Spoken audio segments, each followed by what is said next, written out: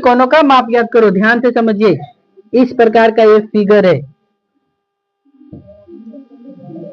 इस प्रकार का ये फिगर दिया हुआ है ना।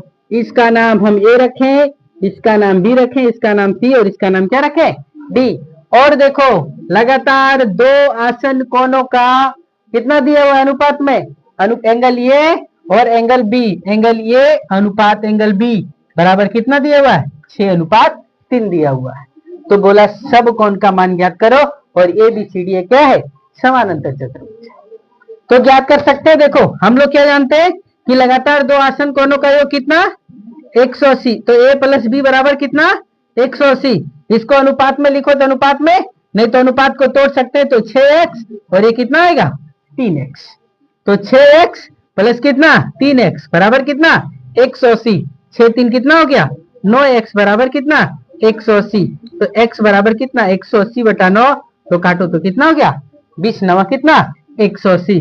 तो एंगल ए बराबर कितना लिखें 6x। तो एंगल ए बराबर 6 × 20, तो 20 कितना हो गया 120। और एंगल बी बराबर कितना हो गया 3, तो 3 × कितना 20, 20 कितना हो गया 60 डिग्री।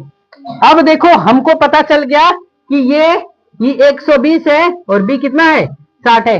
तो ए बराबर कितना होगा सी और बी बराबर कितना होगा डी। तो ए का मान यदि कितना 120 है तो सी का मान भी कितना होगा 120 होगा। और बी का मान यदि कितना है 60 है तो डी का मान भी कितना होगा।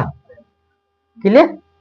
एंगल ए बराबर एंगल कौन सा सी बराबर 120 डिग्री। क्यों, यही कारण लिखना है। क्यों, यही कारण नहीं समझ में आएगा ना तो क्वेश्चन में क्या हो जाएगा, गड़बड़ हो जाएगा। समांतर चतुर्भुज के क्या सम्मुख कोण, समझ गए।